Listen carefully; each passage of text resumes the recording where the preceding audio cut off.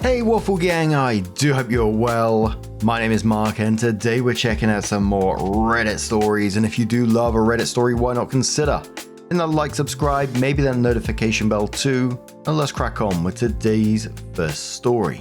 Much love guys. Now today's first story comes from Lemonade Days, who says, "Am I the arsehole if I report the couple's therapist that married my ex-boyfriend a year after our sessions with her?" In 2017, I, female 25, saw a couples therapist with my then boyfriend, male 36. After 3 sessions with her, I refused to return due to her blatant flirtatious behavior and extremely judgmental attitude towards me, which my ex-boyfriend called me delusional for pointing out. She had told me that I seemed too immature, not ready for therapy or a serious relationship.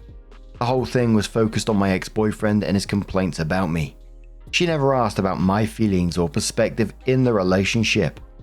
We broke up about 2 months after the sessions, but I stayed living with my ex-boyfriend until November. Once after I moved out, I had to return to our old apartment to get mail. This was in December, and that was the first time I saw the therapist with my ex. They happened to be getting ready to go out on his motorcycle and were both wearing full-face motorcycle helmets. But I knew from her body type and her hair that it was her, along with my instincts which suspected something was going on the whole time. But nevertheless, I moved on with my life.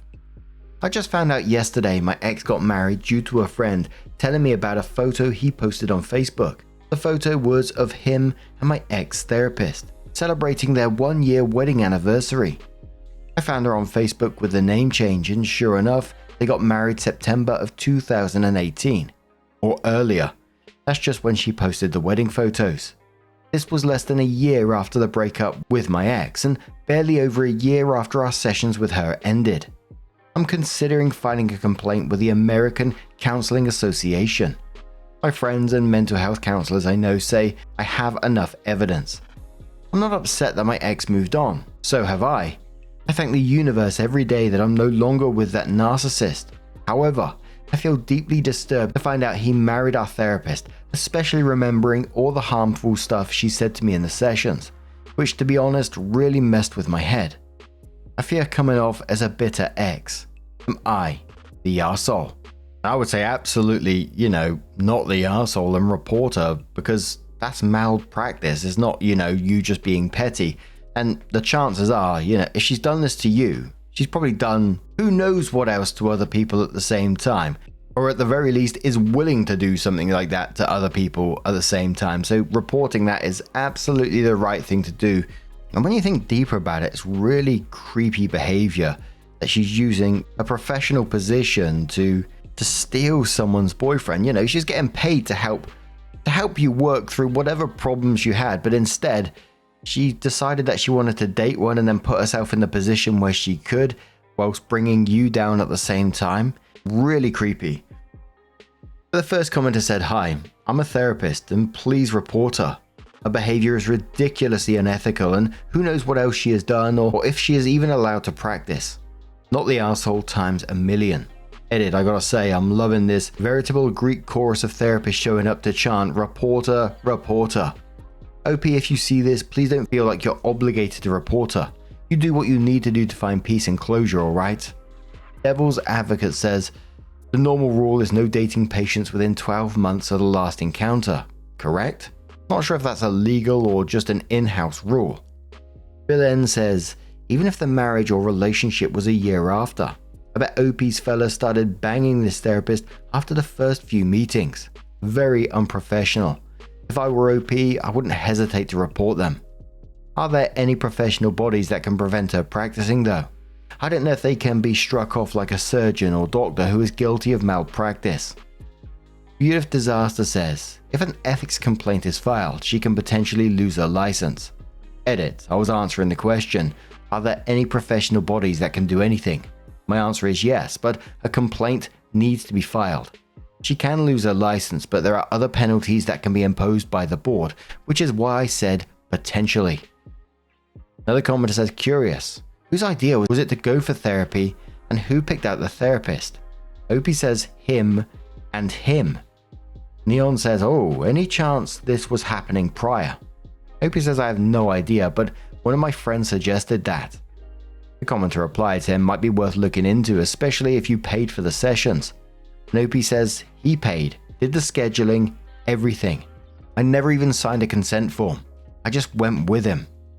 Brown Sugar Bear says, there are red flags flying up all over the place regarding this therapist practice. You didn't even sign a form and she was seeing you as a client. That's not normal at all. OP said, you're right. I realize that now. At the time I suspected things were weird, but I was more focused on trying to get on with my life, you know. But all those people saying, well, why did you wait until now that they are married? So at some point later, OP did come in with an update and said, wow, thank you everyone for your responses. I realized that as the ex, it is pretty much impossible for it to not seem like I'm jealous, petty, or bitter. Whatever you want to say. However, it is also impossible to have sat in those sessions and see your therapist and ex get married and have zero feelings about it, regardless of having moved on. Please give me a break, I'm human. Anyway, I've made my decision. I'm not going to participate in this post anymore, but I sincerely thank those that made meaningful contributions. But OP did edit and update again saying, so one of my friends has basically taken it upon herself to investigate this therapist. I swear she should be in the FBI. She found out that this is the third last name that this woman has practiced psychotherapy with. Under the first last name in 2014, she was charged with a DUI with property damage. She also comes up on health grades with 5 1-star reviews and an overall 3-star rating. Essentially, what this new information does for me is confirm that she's been a shitty human being with shitty morals for quite some time. There's no way this is the first time she has caused undue harm to a client. Therefore, I can say with certainty that I am reporting. The Dread Pirate says, not the arsehole. Ordinarily, I'd suggest this is pretty petty. Happens in relationships that go south, blah blah blah. However, in this instance, there's a very good chance that someone that you went to for counseling took advantage of your vulnerabilities and used them to manipulate you for her own gain. So I'd say go for it and report that shit high and wide. That said, you know what kind of guy your ex is, and now she's stuck with him, so there's at least some justice in that. OP says thank you. Yes, like I said, if he married anyone else I would literally not care. Very happy to not be with him. My concern is her professional conduct. At the time it was very rough for me to watch them flirt in those sessions and team up against me. Now I see that they are perfect for each other, but she should not be a therapist. Xenocrate says, it's very rare to be presented with the opportunity to screw over your ex while doing the morally right thing. You've been given that opportunity. Don't squander it. Moister than an oyster, it says. What a name. What does he have that is so special? I mean, for her to even be interested, then to risk her career. OP says, that is a great question. All I know is that he pursued me with passion when I was 22, offering all the safety and security I craved at the time. He was going through a divorce and I naively believed all the shit he fed to me. He made me feel like I was an angel sent from the heavens to rescue him. But then I couldn't keep up with his unrealistic standards as I faced struggles that many early 20-something-year-olds deal with. His holier-than-thou attitude chipped away at my self-esteem. On more than one occasion he told me that no man will ever love me again or want to put up with me. Then we went to therapy. This woman confirmed I was indeed a piece of shit. I never felt so low. He's a master psychological manipulator. Then OP added a final comment and said definitely a huge thank you to all the therapists showing up to support me. And also thank you for adding the last bit. I just updated the post with the new information I have about her character. I'm definitely reporting. This woman should not be a therapist. Hope that she really did find true love for my ex and that would be worth it for her. Really, I do, but she should not be trusted by another vulnerable person ever again. And I'm glad that OP is going through with reporting that. I mean, what the friend did, finding out or the mess behind the scenes that she's been doing this shit for some years, says it all really, doesn't it? I mean, it wasn't that surprising that she's done this to OP. It's pretty obvious she's done other shady things to other people at the same time. So good on OP for reporting that. But what would you do in this situation if you was OP? Let us know your thoughts down in the comments below. Let's move on to another story. Now, our next story comes from Man Bear Pig Cereal, who says, "Am I the arsehole here for not giving legal advice at a party to someone I just met?" Hi everyone, this actually happened last night. I was at my brother's place for an NFL draft party. I haven't seen my brother in a couple of weeks, and my brother and I live a couple of hours from each other because I moved away, so I haven't seen a lot of his friends in years. I've also not met most of my brother's girlfriend's family and friends because she comes from a town a couple of hours from where they currently live, in the opposite direction from where I live. My brother and his girlfriend have been together 2 years and are getting engaged next month. At the party, I was talking with a group of people, and one guy, the husband of one of my brother's girlfriend's friends, asked me what I do for a living, and I said, I'm an attorney. He then asked me what kind of law I practice, and I could already see where this was going. He then started into, so I'm having a problem with one of my neighbors. As he was launching into this story, I reached into my pocket and gave him my card and told him to call me in the morning to discuss the issue. He got upset and said, why can't I answer just a couple of quick questions for him since we're both there? I said I was there to see my brother and watch the draft, and I didn't want to discuss business right now. As other attorneys will tell you at social gatherings, this is a common thing. Once people find out you're an attorney, they try and corner you with a bunch of questions and you're basically back on the clock. Years ago, I decided to do the business card thing instead of answering questions so I could actually enjoy social gatherings. Besides, these things almost never turn into actual business. People just want free legal advice. I've never had any complaints about it before. The guy got upset, said something under his breath, and stormed off. The other people standing there all made a face as he stormed off, and we went right back into our conversation. That was it. Or so I thought. The rest of the night was fine, and it was never brought up again. We enjoyed the draft, and I enjoyed seeing my brother's knucklehead friends these years later. I got a text from my brother this morning, and he said, I want to make this clear. I completely understand why you did what you did. He has seen it happen a bunch of times at events and heard me complain about it afterwards. However, his girlfriend is upset that I blew her friend's husband off and wants me to reach out to him to apologize and answer his questions. My brother said he's on my side and said he's told her as such, but she made him send the text to me anyway. I believe my brother being on my side and understand he's trying to keep the peace in his relationship. I said I'm not texting and apologizing or calling the guy, but he has my card and is welcome to call me. I feel I did nothing wrong. Just because of my job doesn't mean I'm on the clock 24/7. My brother said, yeah, I knew you'd say that, but now I can at least tell my girlfriend I tried and that was it with him. Again, I thought that was the end, but it's not. His girlfriend texted my mum and told her what happened. Now my mum is texting me saying, I know it's annoying what this guy did, but can you please call this guy so that your relationship with your brother's girlfriend isn't negatively affected because she's obviously upset with you. My brother is getting engaged to her next month and she's going to be family, and there's no need to have a rift when she's about to be family. I said it's too late. The fact that she cried to my mum already created a rift on my end about her now. Again, I declined and my mum said she understands, but just doesn't want negative feelings with brother's girlfriend over this. I said no, he can call me and I'll answer any questions he has. So Reddit, am I the arsehole here for how I handled this? Absolutely not the arsehole at all. It's such a weird attitude from the girlfriend, such an entitled attitude.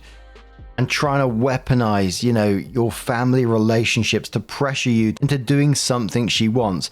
She's not talking to you directly, which again, you still wouldn't be the arsehole for saying no, but she's sending everyone else after you around and expecting you to suddenly go, oh yeah, okay then, I will phone him and apologize. Like, fuck off.